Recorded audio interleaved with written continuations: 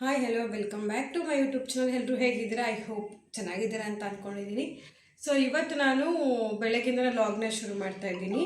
So ಬ್ರೇಕ್ಫಾಸ್ಟಿಗೆ ಈಸಿಯಾಗಿ ಅಂದರೆ ನಾನು ಈಚೆ ಹೋಗಬೇಕಾಗಿತ್ತು ಸ್ವಲ್ಪ, ಅದಕ್ಕೋಸ್ಕರ ಈಸಿಯಾಗಿ ಬೇಗ ಆಗೋವಂಥದ್ದನ್ನು ಗೋಧಿ ದೋಸೆನ ಮಾಡ್ಕೊಂಡಿದ್ದೆ. ಅದಾದಮೇಲೆ ಇವಾಗ ಹೋಗೋಣ ಅಂಥೇಳಿ ಈಚೆ ಹೊರಟಿದ್ದೀವಿ. ನನ್ನ ಹಸ್ಬೆಂಡ್ ಇವತ್ತು ಅದು ಶಾಪ್ ಮೇಳ ಅಂತ ಏನೋ ಇಟ್ಟಿದ್ದಾರಂತೆ. ಸೊ ಹಾಗಾಗಿ ಸಂಡೇ ಅಲ್ವಾ, ಮನೇಲಿದ್ದಾರೆ ಅವರು ಕೂಡ. ಸೊ ಅದಕ್ಕೆ ಕರ್ಕೊಂಡು ಹೋಗ್ತೀನಿ ಅಂತ ಹೇಳಿದ್ರು. ಸೊ ಹಾಗಾಗಿ ನಾನು ಈಚೆ ಹೋಗಬೇಕಾಗಿತ್ತು, ಪ್ಲ್ಯಾಂಟ್ ತೊಗೊಳ್ಬೇಕಾಗಿತ್ತು, ನರ್ಸರಿಗೆ ಹೋಗಬೇಕಾಗಿತ್ತು. ಸೊ ಅದು ಇದು ಎಲ್ಲ ಆಗುತ್ತೆ ಅಂತೇಳಿ ಹೊರಟಿದ್ದೀವಿ. So let's go. ನಾನು ಆವಾಗಲೇ ಹೇಳ್ದಾಗೆ ಸಿಂಪಲ್ಲಾಗಿ ಈಸಿಯಾಗಿ ಕ್ವಿಕ್ಕಾಗಿ ಆಗೋವಂಥ ಗೋಧಿ ದೋಸೆನ ಮಾಡ್ಕೊಂಡಿದ್ದೆ. ಸೊ ಅದಕ್ಕೆ ಸ್ವಲ್ಪ ಸಾಂಬಾರನ್ನ ರೆಡಿ ಮಾಡಿಕೊಂಡು, ಯಾಕಂದರೆ ಮಧ್ಯಾಹ್ನ ಲೇಟ್ ಆಗುತ್ತೆ ಅಲ್ಲ ಬರೋದು. ಸೊ ಹೆಂಗೋ ಏನೋ ಅಂತ ಹೇಳ್ಬಿಟ್ಟು ಬೆಳಗ್ಗೆನೇ ಸಾಂಬಾರನ್ನ ರೆಡಿ ಮಾಡಿಕೊಂಡೆ. ಬೇಕಾದರೆ ಬಂದುಬಿಟ್ಟು ರೈಸ್ ಇಟ್ಕೊಳ್ಬೋದು ಅಂತ ಹೇಳಿ. ಸೊ ಅದಾದಮೇಲೆ ದೋಸೆಗೆ ಕೆಂಪು ಚಟ್ನಿನ ರೆಡಿ ಮಾಡ್ಕೊಂಡಿದ್ದೆ ನಾನಿವತ್ತು. ಸೊ ತಿಂದುಬಿಟ್ಟು ರೆಡಿ ಆಗಿಬಿಟ್ಟು ಹೊರಟ್ವು.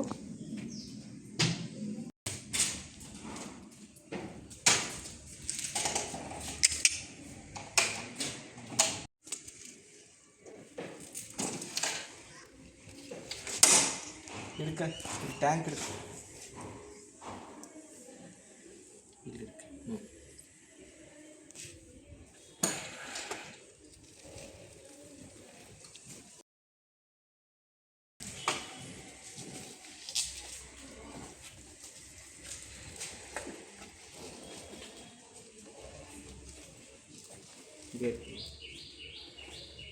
ಅಲ್ಲಿಂದ ಬಂದ ತಕ್ಷಣ ಬಂದಿದ್ದು ಹೇಳಿದ್ನಲ್ಲ ನಾನು, ನನ್ನ ಹಸ್ಬೆಂಡು ಇವತ್ತು ಸಂಡೇ ಹಾಲಿಡೇ ಅಂಥೇಳಿ ಅವ್ರಿಗೆ ಗೊತ್ತಿರೋಂಥ ಒಂದು ಇಂಡಿಯನ್ ಆರ್ಟ್ ಕ್ರಾಫ್ಟ್ ಅಂತ ಹೇಳಿ ಇಟ್ಟಿದ್ರು ಅಂತ ಹೇಳಿ ಕರ್ಕೊಂಡು ಹೋಗ್ತೀನಿ ಅಂತ ಹೇಳಿದರು. ಸೊ ಹಾಗಾಗಿ ನಾವು ಕೂಡ ಅಲ್ಲಿಗೆ ಬಂದು ನೋಡ್ತಾ ಇರ್ಬೋದು. ಎಲ್ಲನೂ ಇವಾಗ ತಾನೇ ಅಂದರೆ 12 ಹಂಗೆ ಹೋಗಿದ್ವಿ ನಾವು.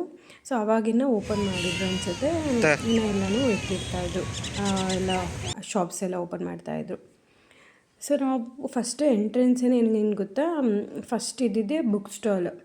ಎಲ್ಲ ಅಂದರೆ ಬುಕ್ಸ್ ಎಲ್ಲ ಒಂದು 50 ರೇಂಜ್ಗೆ 50 ರುಪೀಸ್ಗೆಲ್ಲ ಇತ್ತು. ಅದ್ರ ಮೇಲೂ ಕೂಡ ಇತ್ತು. ನಾವು ಬುಕ್ಸ್ಗೇನು ಅಷ್ಟು ಹೋಗಲಿಲ್ಲ ಆ ಕಡೆ. ಅದಾದಮೇಲೆ ಈ ಕಡೆ ಆ್ಯಂಟಿಕ್ ಪೀಸ್ ಅಂಥೇಳಿ ಈ ಕಡೆ ಬಂದ್ವಿ.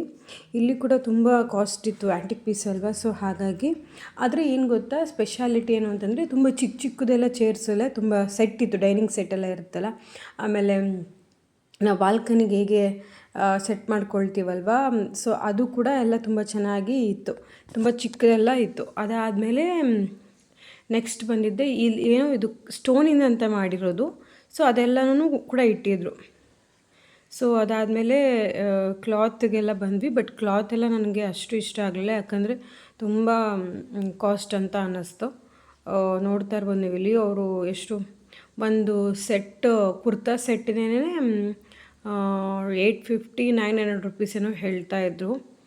ಅದು ನಾರ್ಮಲ್ ಕುರ್ತಾ ಅಂದರೆ ನಾರ್ಮಲ್ ಕುರ್ತಾ, ಏನು ಫೆಸ್ಟಿವ್ ಇಲ್ಲ, ಯಾವುದೂ ಇಲ್ಲ, ಬಟ್ ಜಸ್ಟ್ ಕಾಟನನ್ನೇ ಅವ್ರು ಅಷ್ಟೊಂದು ಹೇಳ್ತಾಯಿದ್ರು.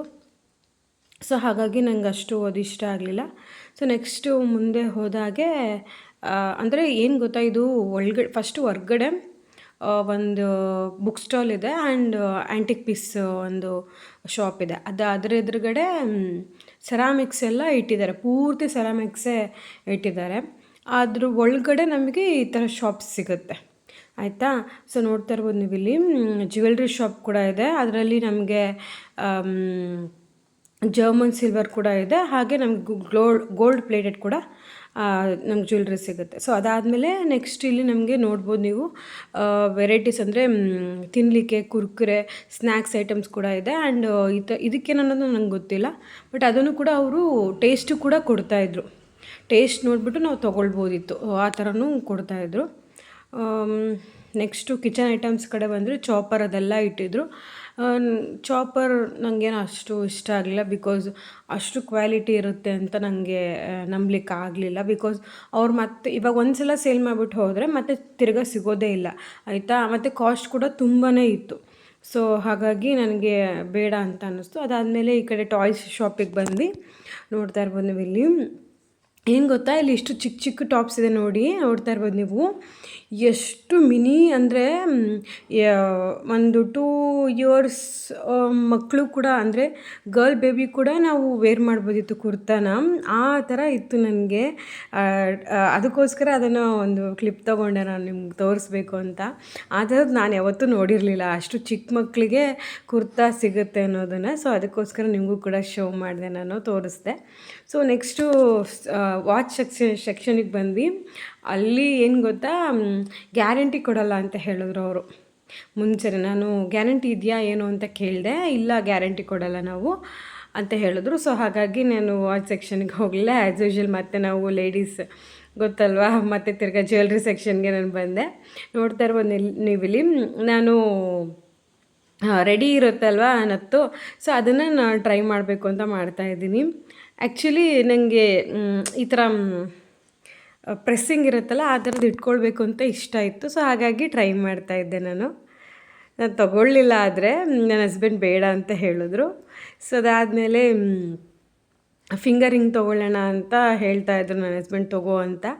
ಅಂದರೆ ನಂದು ಗೋಲ್ಡು ಇವಾಗ ಆಗ್ತಾಯಿಲ್ಲ, ದಪ್ಪ ಆಗಿಬಿಟ್ಟಿದೆ ಅಲ್ವ. ಸೊ ಹಾಗಾಗಿ ಎತ್ತಿಟ್ಬಿಟ್ಟಿದ್ದೀನಿ. ಸೊ ಹಾಗಾಗಿ ಅವರು ತೊಗೋ ಒಂದು ಅಂತ ಹೇಳ್ತಾಯಿದ್ರು. ನನಗೇನು ಅಷ್ಟು ಲೈಕ್ ಆಗಲಿಲ್ಲ. ಏನು ಗೊತ್ತಾ, ಮೇಯ್ನಾಗಿ ಕಲರೆಲ್ಲ ಹೋಗುತ್ತೇನೋ ನಂಗೆ ಭಯ ಇತ್ತು. ಸೊ ಅದಾದಮೇಲೆ ಫಿಂಗರ್ ವಾಚ್ ಕೂಡ ಇತ್ತು. ನೋಡ್ತಾ ಇರ್ಬೋದು ನೀವು ಇಲ್ಲಿ ಗೋಲ್ಡಲ್ಲಿ. ಫಸ್ಟ್ ಟೈಮ್ ನಾನು ಕೂಡ ಅದನ್ನು ಫಿಂಗರ್ ವಾಚ್ ನೋಡಿದ್ದು. ಸೊ ಹಾಗಾಗಿ ತೊಗೊಳಕ್ಕೆ ಹೋಗಲಿಲ್ಲ ನಾನು ಅದರಲ್ಲಿ.